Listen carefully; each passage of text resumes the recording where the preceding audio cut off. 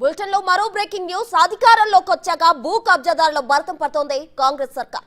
గత ప్రభుత్వ అండతో భూ కబ్జాలకు పాల్పడ్డ వారిపై చర్యలకు దిగుతోంది. అక్రమ నిర్మాణాలను కూల్చేస్తోంది.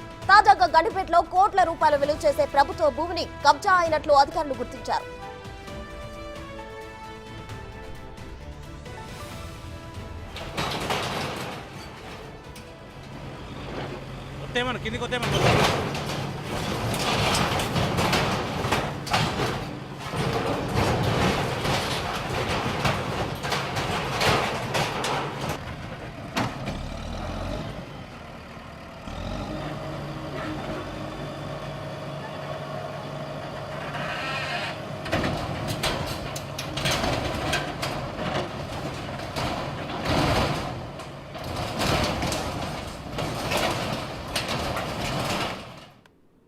సర్వే నంబర్ 51లో 9.36 గుంటల భూమిని బీఆర్ఎస్ లీడర్ కబ్జా చేసినట్లు అధికారులు గుర్తించారు. గత బీఆర్ఎస్ ప్రభుత్వ హయాంలో ఈ కబ్జాలకు తెరలేపాడు. అప్పటి మంత్రి అండదండలతో ప్రభుత్వ భూమి తనదే అన్నట్లు పట్టా పాస్బుక్ సృష్టించాడు. ఏకంగా ప్రహరీ గోడ కూడా నిర్మించేశాడు. అయితే ప్రభుత్వం మారడంతో రెవెన్యూ అధికారులు ఆ భూమిని తిరిగి తీసుకునేందుకు రంగంలోకి దిగారు. ఆ ప్రహరీ గోడను కూల్చిపడేశారు. నకిలీ పాస్బుక్స్ రంగారెడ్డి జిల్లా కలెక్టర్ శశాంక క్యాన్సిల్ చేశారు.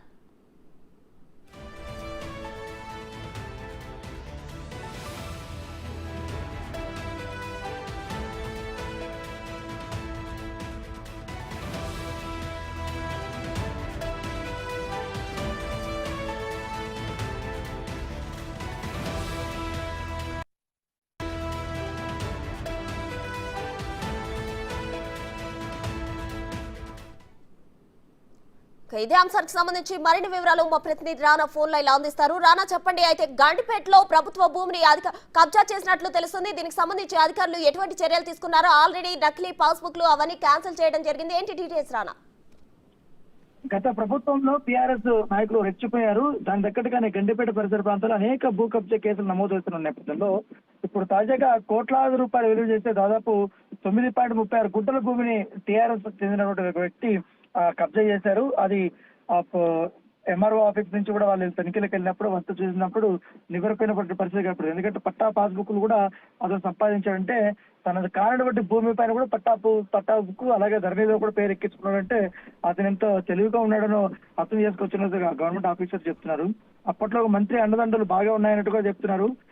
దాంతోనే పెద్ద ఎత్తున ఈ పట్టాదారు తప్పించుకోవడం కానీ బాగా ఇన్ఫ్లుయెన్స్ చేసి గవర్నమెంట్ ఆఫీసర్ దగ్గర నుంచి ఈ భూమిని ఆదాయాన్ని చెప్పించుకోవడానికి నానా తంటాల పడినట్టుగా మనకు సమాచారం ఉంటుంది. దాంతో పాటు ఈ భూమి గురించి ఈ కబ్జా చేశారనేసి తహసీల్దార్ కి ఫిర్యాదు రావడంతో వెంటనే ఆయన అక్కడికి వెళ్ళి అక్కడ ఉండి ఆ భూమిని అంతా చూసిన తర్వాత ఆ భూమి రికార్డ్స్ అన్ని చూసిన తర్వాత ఈ భూమి కబ్జా అయినట్టుగా ఆయన కూడా గుర్తించారు. వెంటనే దాన్ని ఆధీనంలోకి తీసుకున్నట్టు తెలుసుగా దీనిపైన ఉన్న పాస్బుక్లన్నీ కూడా ఇప్పటికే ఉన్నాయి కాబట్టి వాటిని కూడా తీసుకున్నట్టుగా మనకు సమాచారం అవుతుంది. దాంతో పాటు ఈ అడ్డదారిన పాస్బుక్ సంపాదించారు కాబట్టి వాటిని క్యాన్సిల్ చేయాలని రంగారెడ్డి జిల్లా కలెక్టర్ శశాంక ఇప్పుడే చెప్పినట్టు నేపథ్యంలో అది కూడా క్యాన్సిల్ అయినట్టుగా మనకు సమాచారం. ప్రస్తుతం అయితే భూమి ప్రభుత్వ ఆధీనంలోకి వారు తీసుకున్నట్టుగా తెలుస్తుంది.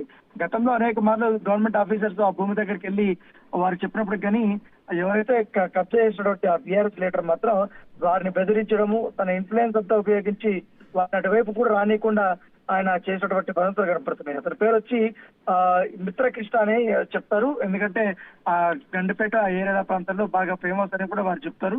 సో అప్పట్లో ఈ అధికారులు తనకు సహకరించినటువంటి అధికారులు కానీ దాంతో పాటు ఒక మంత్రి ఉన్న నేపథ్యంలో తన సాగినటువంటి ఆటలన్నీ సాగాయి. కాకపోతే కొత్త ప్రభుత్వం వచ్చిన తర్వాత పూర్తిగా ఈ ధరణిని కానీ మొత్తం ప్రక్షాళన చేస్తున్న తరుణంలో ఎక్కడెక్కడ కబ్జాలకు గురయ్యి ఏవేవి అన్యాక్రాంతమయ్యే భూముల మీద అనేది ఎంఆర్ఓ ఆఫీస్ నుంచి కూడా ఒక సర్వే కూడా వారు కొంతమంది చేసుకుంటూ పోతున్నారు. ఫిర్యాదులు కూడా వచ్చినప్పుడు అన్ని కూడా మరి ఒకసారి వాళ్ళవన్నీ చెక్ చేసుకుంటున్నప్పుడు ఈ యొక్క వ్యవహారం అనేది బయటపడుతుంది. ప్రస్తుతం అయితే కేసు నమోదు చేశారు. ఇన్వెస్టిగేషన్ అయితే జరుగుతుంది. Right Rana, thank you.